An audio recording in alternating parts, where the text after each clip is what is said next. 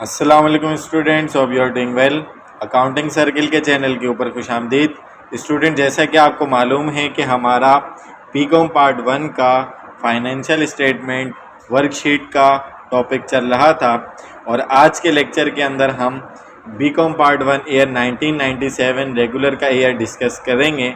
इससे पहले previous lectures में हमने 1996 का रेगुलर और प्राइवेट का क्वेश्चन अलग अलग अपलोड किया था।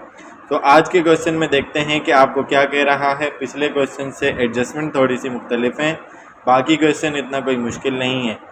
सो वीडियो पूरी देखने से पहले मेरे चैनल को सब्सक्राइब करें और वीडियो को ज़्यादा से ज़्यादा शेयर करें ताकि जिन स्टूडेंट्स को इस तरीके के क्वेश्चन में जो भी मसाइल हैं वो आसानी से क्लियर हो सकें। तो क्वेश्चन में आपको कह रहा है the following balances were taken from the general ledger of mister Khalid Saeed for the year ended on 30 June 1997। ठीक है ना, 1997 जून 30 को उनका ईयर एंड ख़त्म हो रहा है और स्टार्ट कब हुआ होगा? जुलाई 1 1996 को। ठीक है ना, तो टाइम पीरियड उनका ये बनता है। तो ट्रायल बैलेंस आपको दिया हुआ है cash, merchandise inventory, beginning, accumulated depreciation furniture का, office supplied, account receivable, carriage outward यानी कि जो आप डिलीवरी एक्सपेंस करते हैं, furniture, bank overdraft liability, carriage inward जब सामान मंगवाते हैं तो उस पर खर्चा गाड़ी का, account payable liability, sales, commission income, salaries expense. Khalid Saeed का कैपिटल हो गया, परचेजेज, इंश्योरेंस एक्सपेंस और प्रीपेड रेंट है। रिक्वायर्ड में आपको कह रहा है कि आपने 10 कॉलम वर्कशीट बनानी है। सबसे पहले हम एडजस्टमेंट रफली सॉल्व करेंगे और उसके बाद आगे हम अपनी वर्कशीट को बनाएंगे। तो सबसे पहले आपको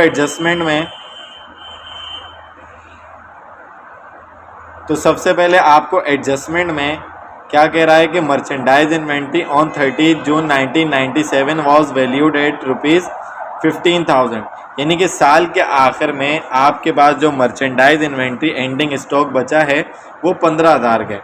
तो एंडिंग इन्वेंट्री की जो एंट्री होती है वो आपको मालूम है फिक्स होती है, merchandise inventory debit, income summary account credit, क्योंकि ये आपकी कॉस्ट को कम करके आपके प्रॉफिट को बढ़ा देता है और एज ए एंडिंग एसेट भी रिकॉर्ड किया जाता है। तो merchandise inventory debit, income summary account credit 15,000 से ये आपकी फिक्स एंट्री बन जाएगी। ठीक है जी। उसके बाद आपके पास नेक्स्ट जो एडजस्टमेंट है वो कह रहे हैं कि rent expired eight the rate of ₹2,000 per month. ठीक है ना, आपका जो रेंट है वो 2,000 रुपये पर मंथ के हिसाब से एक्सपायर होगा, जबकि ऊपर आपके पास प्रीपेड रेंट 36,000 दिया हुआ है यानी कि एडवांस में दिया हुआ है। अब ये नहीं बताया कि ये रेंट कब दिया था, तो हम इसको बिगिनिंग ही मान के चलेंगे। तो उस हिसाब से हमारे पास जो क्या होगा कि एंट्री बनेगी रेंट एक्सपेंस डेबिट, और हमारा जैसे जैसे मंथ गुजरता जाएगा तो जो हमने एडवांस दिया था वो हमारा कम हो जाएगा यानी कि प्रीपेड रेंट क्रेडिट। और साल में 12 महीने होते हैं, 2,000 पर मंथ के हिसाब से मल्टीप्लाई किया तो 24,000 रुपये का रेंट एक्सपायर हो गया और 24,000 रुपये से हमारा एडवांस प्रीपेड रेंट कम होकर क्रेडिट हो गया। ठीक है जी। उसके बाद number 3, ₹3,500 of salary is outstanding. 3,500 रुपये की सैलरी जो है वो आउटस्टैंडिंग है यानी कि एक्सपेंस हो गया लेकिन पे नहीं किया। Fix entry, salaries expense debit, salaries payable credit 3,500 से। ठीक है। उसके बाद आपको कह रहा है कि during the year 3/5 of the office supplies was consume. 3/5 यानी कि 5 अगर हिस्से करें ऑफिस सप्लाईज के तो उसमें से 3 हिस्से आपने कंज्यूम कर लिए यानी एक्सपायर हो गए। तो आपके पास ऑफिस सप्लाई 2,000 की थी, उसमें से वो कह रहे हैं कि आपने 3/5 कंज्यूम कर ली यानी कि इसका मतलब सप्लाईज कम होंगी, ऑफिस सप्लाईज एसेट कम होगा क्रेडिट, एक्सपायर हो गई, यूज़ हो गई तो एक्सपेंस बढ़ गया डेबिट। 2,000 का 3/5 निकाला तो 1,200 बन गया यानी कि 1,200 रुपये से आपकी जो ऑफिस सप्लाईज हैं वो एक्सपायर हो गई। उसके बाद 5th में कह रहा है 1/4 of the commission income was receive for the work to be done next year. ठीक है ना, कह रहे हैं कि 1/4, 4 में से एक हिस्सा अगर आप करें तो वो कमीशन इनकम जो है वो आपकी रिसीव हुई है, जिसका काम जो आपने करना है, कंप्लीट करना है, वो नेक्स्ट ईयर में करना है। अब आप देखें कमीशन इनकम कितने, 4,600। इसका मतलब है कि इसमें से एक हिस्सा, 1/4 हिस्सा वो है, 25% वो है जो कि आपने कमाया नहीं है, वो पैसे आपने रिसीव कर लिए लेकिन वो अगले साल में कंप्लीट किया जाएगा वो काम। तो इसकी एडजस्टमेंट कैसे बनेगी कि आपकी इनकम कम हो गई, कमीशन इनकम डेबिट, और लाइबिलिटी हो गई अनअर्न्ड कमीशन क्रेडिट। 4600 का 1/4 लिया तो 1150 रुपये हो गए। ये आपकी एंट्री यहाँ पर बन गई। ठीक है जी। उसके बाद नेक्स्ट में कह रहा है provide depreciation on furniture at the rate of 10% of written down value. Written down value से मुराद है कि फर्नीचर की वैल्यू 10,000 और पहले से डेप्रिशिएट है 3,600, वैल्यू माइनस की, तो जो वैल्यू रिटन डाउन वैल्यू या बुक वैल्यू आएगी उसका 10% लेंगे। एंट्री फिक्स बनेगी डेप्रिसिएशन एक्सपेंस डेबिट, अलाउंस और डेप्रिसिएशन क्रेडिट। 10,000 रुपये में से 3,600 माइनस किया तो 6,400 आ गया, उसका 10% लिया तो 640 रुपये का आपका डेप्रिसिएशन बन जाएगा। ठीक है जी। तो ये आपकी एंट्री हो गई। सेकंड लास्ट में कह रहे हैं 6 month interest on overdraft is due eight 18% per annum. यानी कि ये जो बैंक ओवरड्राफ्ट है 7,400 रुपये का लाइबिलिटी, इसके ऊपर सालाना आप 18% इंटरेस्ट देते हैं, लेकिन वो कह रहे हैं कि 6 महीने का इंटरेस्ट यानी कि हाफ ईयरली इंटरेस्ट आपका ड्यू है, तो 6 महीने का इंटरेस्ट आपका होगा, यानी एक्सपेंस तो हो गया, पे नहीं किया। तो एंट्री फिक्स है interest expense debit interest payable credit. 7,400 रुपये का 18%, जो भी अमाउंट आएगा उसका आप ले लेंगे 1/2। ठीक है ना, यानी आधे साल का, तो ये बनेगा 6,666 रुपये, सॉरी 666 रुपये बनेगा। एक्सपेंस बढ़ जाएगा और लाइबिलिटी भी बढ़ जाएगी, ये आपकी फिक्स एंट्री हो जाएगी। उसके बाद आपको कह रहे हैं insurance premium is paid for 1 year up to 31 March 1998, कि आपने जो इंश्योरेंस है वो 1 साल के लिए यानी कि मार्च 31 तक के लिए जो है एडवांस में पे की थी। तो आपके पास जो इंश्योरेंस एक्सपेंस है वो 1800 है और आपने 31 मार्च तक के पे की थी 1 ईयर के लिए 1998 का। तो इसका मतलब क्या हुआ कि अगर आपके पास 1998 के अंदर, ठीक है ना, मार्च 31 1998 के अंदर अगर साल ख़त्म हो रहा है तो ये साल शुरू कब हुआ होगा? तो साल आपका अप्रैल 1 1997 में शुरू होगा। ठीक हो गया। जबकि आपकी अकाउंटिंग का यहाँ पर खालिद सही साहब का ईयर कब ख़त्म हो रहा है? इनका ईयर ख़त्म हो रहा है 30 जून, ठीक है ना, 30 जून 1997 के अंदर ख़त्म हो रहा है। तो इसका मतलब क्या हुआ? इसका मतलब ये हुआ कि अप्रैल से 1997 जून तक के कितने महीने हो गए, उतने महीने का जो इंश्योरेंस है वो एक्सपायर हो जाएगा, बाकी का प्रीपेड हो जाएगा, बच जाएगा।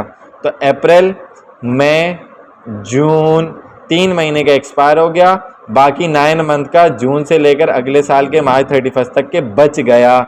ऊपर एक्सपेंस है, नीचे प्रीपेड है। तो आपकी एंट्री कैसे बनेगी?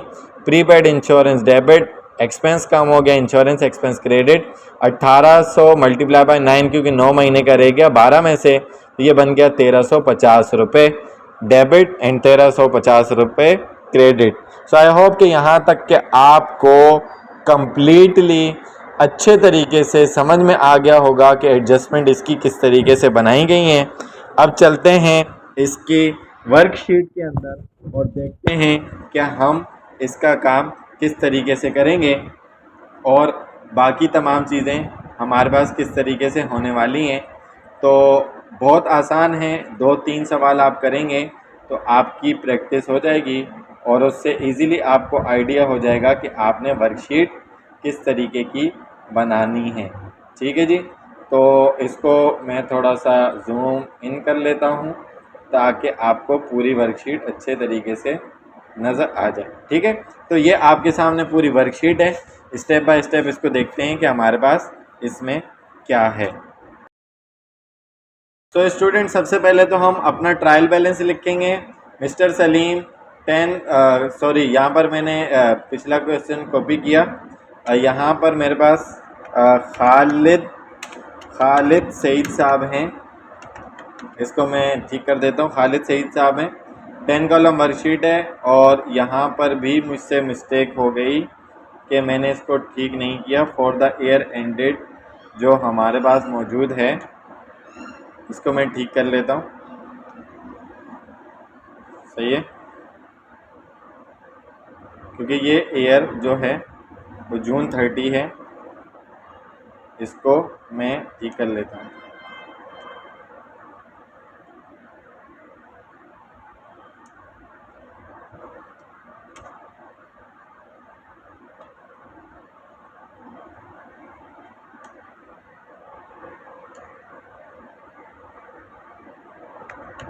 फॉर द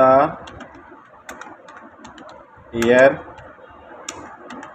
एंडेड जून 30, 1997। ठीक है जी, तो ये हमारे पास ये चीज़ ठीक हो गई है।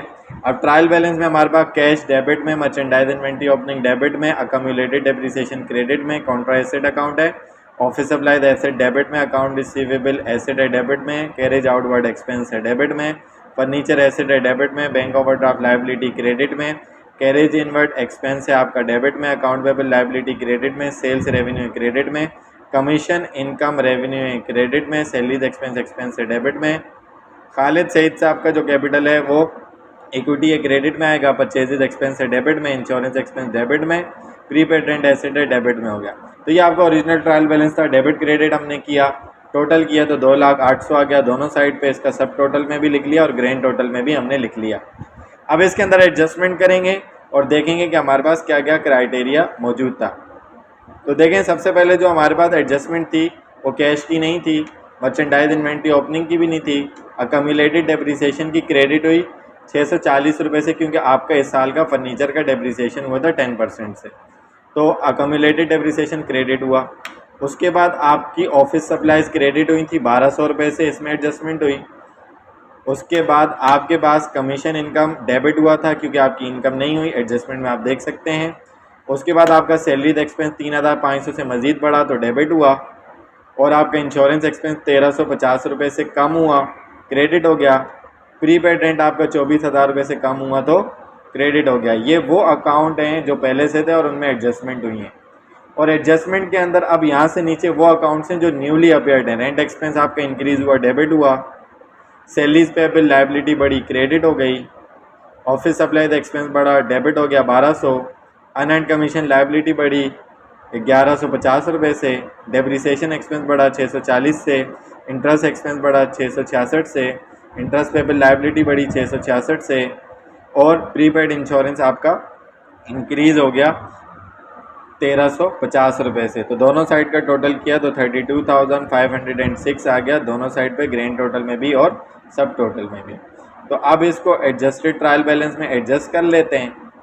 तो आपके पास कैश एज इट इज़ 12,800 आ गया, मर्चेंडाइज इन्वेंट्री ओपनिंग 11,200 आ गया, जबकि आपका अकम्युलेटेड डेप्रिसिएशन 3,600 प्लस 640, तो क्रेडिट में 4,240 हो गया। इसी तरीके से ऑफिस सप्लाई 2,000 माइनस 1,200 800 रह गया। Account receivable 16,000 as it is, carriage outward 800, furniture 10,000, bank overdraft 7,400, carriage inward 1,250, account payable 12,800, sales आपकी 1,30,400, और आपकी कमीशन इनकम 4,600 माइनस 1,150 तो 3,450 की इनकम हुई। सैलरीज एक्सपेंस बढ़कर 22,500 हो गया, कैपिटल 42,000, परचेजेज 89,950, और ये इंश्योरेंस एक्सपेंस जो है आपका कम हुआ था, यानी 1,800 था, 13,500 बच गया था, 450 हुआ। उसके बाद प्रीपेड रेंट आपका 12,000 रह गया। बाकी एडजस्टमेंट वाले अकाउंट जो डेबिट में था वो डेबिट में, rent expense debit, salary payable credit, office supplies expense debit, unearned commission credit, depreciation expense debit, interest expense debit, interest payable credit, और प्रीपेड इंश्योरेंस डेबिट हो गया। तो एडजस्टेड ट्रायल बैलेंस को जब हमने टोटल किया तो दोनों साइड 2,05,606, 2,05,606 सब टोटल में भी और ग्रैंड टोटल में भी आ गया। अब इसमें से जो चीज़ें इनकम स्टेटमेंट की वो हम इनकम स्टेटमेंट में ले जाएंगे, जो बैलेंस शीट की है वो बैलेंस शीट में। तो 11,200 बिगिनिंग इन्वेंट्री एक्सपेंस का पार्ट है, इनकम स्टेटमेंट में डेबिट में आ गई। 800 कैरेज आउटवर्ड एक्सपेंस है, डेबिट में आ गया। 1,250 कैरेज इनवर्ड एक्सपेंस है, डेबिट में आ गया। सेल्स आपका रेवेन्यू क्रेडिट में आ गया। कमीशन इनकम रेवेन्यू क्रेडिट में आ गया। सैलरीज एक्सपेंस डेबिट में एक्सपेंस आ गया। परचेजेज एक्सपेंस डेबिट में आ गया। इंश्योरेंस एक्सपेंस डेबिट में आ गया। रेंट एक्सपेंस 24,000 डेबिट में आ गया। 1,200 ऑफिस सप्लाई एक्सपेंस डेबिट में आ गया। 640 डेप्रिसिएशन एक्सपेंस डेबिट में आ गया, 666 आपका इंटरेस्ट एक्सपेंस डेबिट में आ गया। उसके अलावा क्रेडिट में मर्चेंडाइज इन्वेंट्री एंडिंग जाएगी क्योंकि कॉस्ट को कम करके रेवेन्यू को बढ़ाती है। दोनों साइड का टोटल किया तो डेबिट साइड यानी एक्सपेंस वाली साइड 1,52,656 आया, जबकि क्रेडिट साइड 148,850 आया। क्रेडिट साइड कमी होती है तो आपको लॉस होता है, तो इन दोनों का मैंने डिफरेंस लिया तो 3,806 रुपये का मुझे लॉस हो गया। ठीक है जी। तो जब इसको टोटल किया तो मेरे पास 152,656 आ गया दोनों साइड का। उसके बाद हम बैलेंस शीट देख लेते हैं। कैश आपका एसेट है, डेबिट में आ गया। उसके बाद अकम्युलेटेड डेप्रिसिएशन काउंटर एसेट क्रेडिट में आ गया। ऑफिस सप्लाइज एसेट डेबिट में, अकाउंट रिसीवेबल एसेट डेबिट में, फर्नीचर एसेट डेबिट में, बैंक ओवरड्राफ्ट लायबिलिटी क्रेडिट में, 12,800 से अकाउंट पेबल लायबिलिटी क्रेडिट में, फिर कैपिटल क्रेडिट में 42,000 से, प्री पेटेंट एसेट डेबिट में, सैलरी पेबल 3,500 लायबिलिटी क्रेडिट में, अनएंड कमीशन 1,150 से क्रेडिट में, और इंटरेस्ट पेबल 666 से क्रेडिट में, प्रीपेड इंश्योरेंस एसेट डेबिट में, और ending inventory as asset debit में।